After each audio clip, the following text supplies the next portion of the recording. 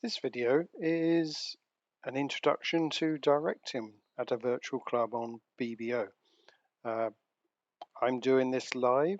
I'm going to be recording the start and the first round of my club's Tuesday evening pairs. So I've started the video. We're a couple of minutes before the start of the tournament.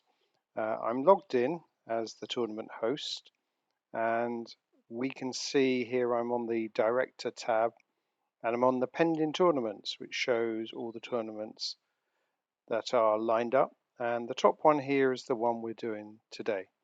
If I wanted to chat the tournament before it started, maybe tell everybody we're going to be late starting, then this is where I do it.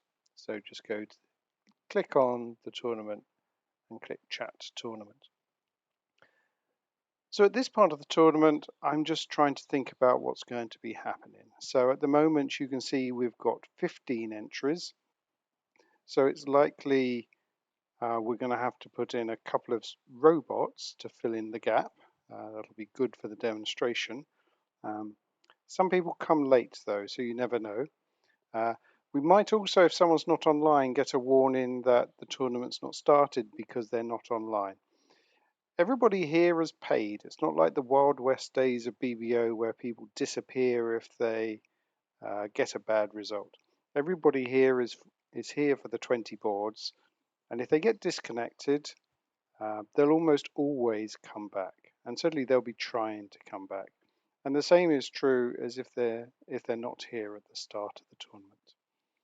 So it's reached 7 o'clock on my computer. It's obviously not reached 7 o'clock on BBO. There we go. So the first thing we'll do is we'll click to run in so I can see all the tables. Click on the tournament, I can see all the tables. So the first thing I'm going to do, go to running tournaments.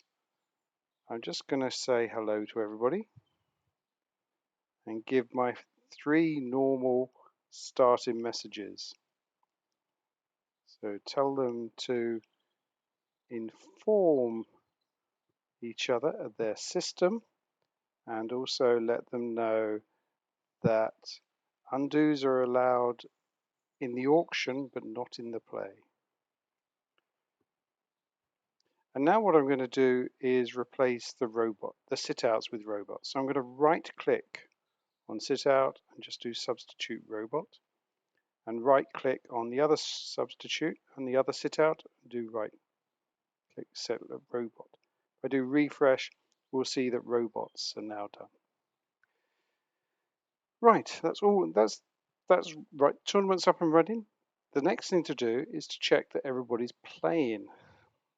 So the most important thing is, again, in the running tournaments menu here on the director tab, just left click and show tables. You can see on this menu there are lots of things, and I'll show you some of them, but show tables is one of the key ones. And this is going to allow us to jump around the tables quite quickly. So I'm going to click on the one here. So left click on the one and it will take me to table 1. And wow, they've already played board 1. So they're playing. Click on 2. We can see that these 4 are all playing. Everybody's bid. That's all I'm really looking at. I'm not looking at the board at all. Table 4, then click on table 5. Now we can see that everybody's up and running. And I'm guessing that some people have passed out the first hand. So I click through the tables and then I back out. And this is where I leave my screen most of the time. I don't sit at tables and watch it because you'll tend to get distracted if you do that. I've got other things to distract me. I can go off and do other stuff. I'll get a beep if someone really wants me. So let's look at the tournament menu again. One of the other ones, key ones to look at, is tournament status. So we'll click that, and we see it tells us the clock time, the round we're on, how many have finished playing, and how many tables are playing. So we've got 8 tables here, and it will normally give me the the first 6 numbers of the tables that are actually playing. We'll see as the round winds down what's happening there. So table 1 actually. So let's do players results, and we can type in Rua, who's at table 1, and we can see that they did indeed pass out the first board. And if we click on this, we'll see the board, and we can see that they all passed it. When other boards are finished, we'll be able to click on the boards at the same way and see what happened. And if someone wants an adjustment or a rule in, you will typically use player history to get to the right board. Because within this, you can advance the play card by card, obviously not a lot of play here, or you can adjust the score. And I'm showing this now because this is a quiet time now that everybody's playing. The panic time comes near the end of the round. So if you want to adjust the score, then you click adjust score, and you can change the contract, you can change the number of tricks, you can claim the declarer. And right, we've got a director call. East appears to be stuck. So we shall click on the director call, click accept.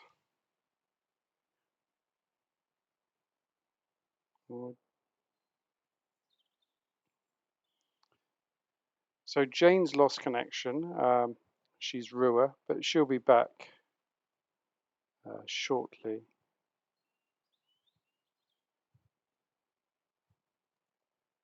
I'll just tell the table that I expect her to reconnect shortly, just to advise them that I am here and I do know of the problem. I don't want to put a robot in just because she's disappeared. If I put a robot in, then even if the robot just plays a hand or two, East West will lose their right to any master points. And I don't want to do that when people are paid. And if you look at the round clock, there are 9 minutes left because they played the first hand so quickly. So I'm going to let this run. So we now see what bridge players are like.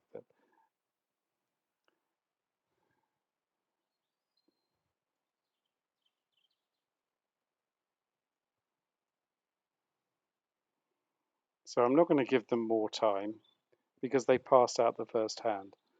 But in other circumstances, actually, I never give people more time. I may adjust the score if I think the non-offending pair have been damaged, or if the board doesn't complete and we give an adjusted score, or BBO adjusts it, then I will look on them favourably as the non-offending pair. But I don't tend to give extra time to anybody except in the final round. And the reason for that, it just delays the entire tournament. So we're finished here. I can click back to my normal thing. So we'll keep an eye on that table, and we'll also keep an eye on everybody else. So let's look at tournament status again.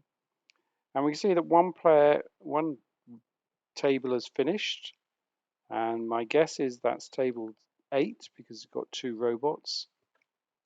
Robots play a lot faster than anybody else, and they tend to encourage their opponents to play faster as well.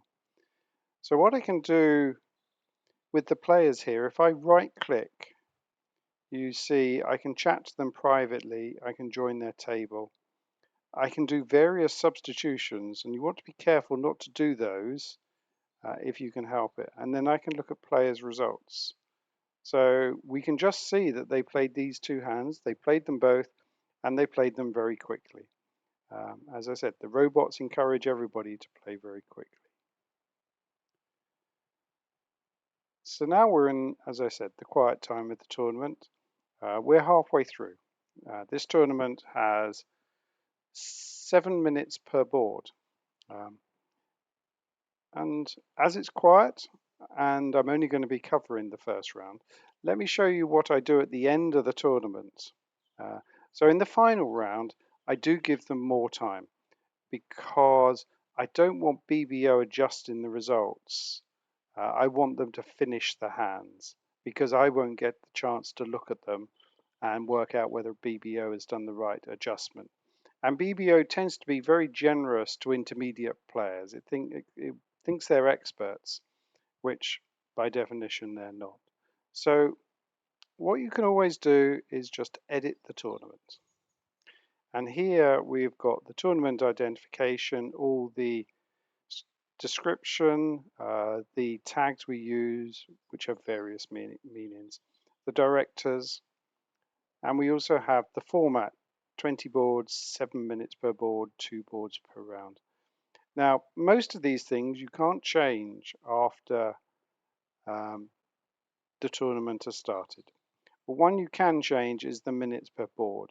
So if you just change that to 8 and click modify tournament, then that will change the current round and subsequent rounds to be 8 minutes a board, so they would get 16 minutes rather than 14 minutes. And that's what they'd do. You must click modify tournament to make that happen. I'm not going to do that now because I want the tournament to run at its normal rate.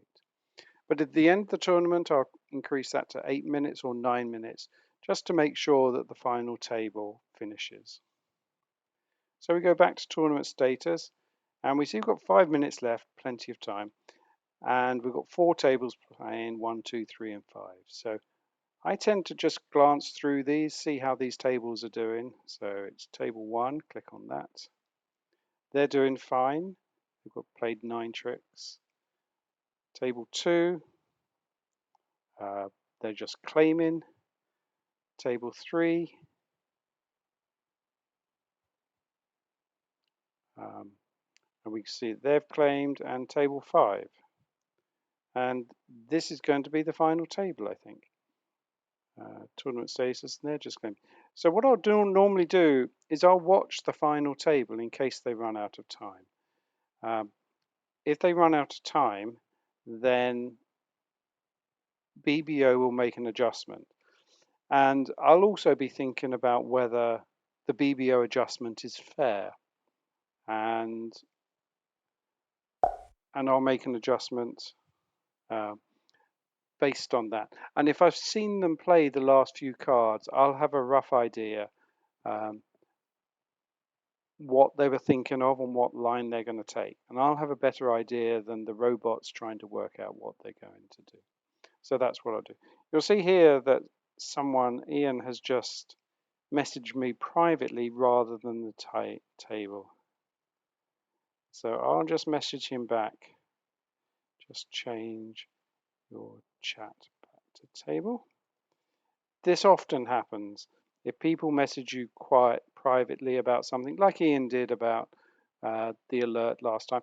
I mean, calling me because someone's disconnected is always a good thing to do. And if you message me quietly, people then forget to change.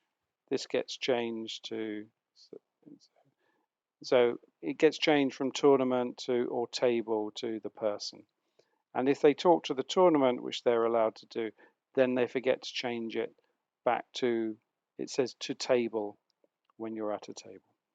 So that's a very quick run through. As you can see, there's lots more on here. You can adjust the scores at any time. If you do need to substitute someone, then you can just right click on them and put in either a temporary robot, which puts in a robot to complete the hand and then puts them back in automatically. Or you can substitute them with a robot if it's going to be a much longer substitution.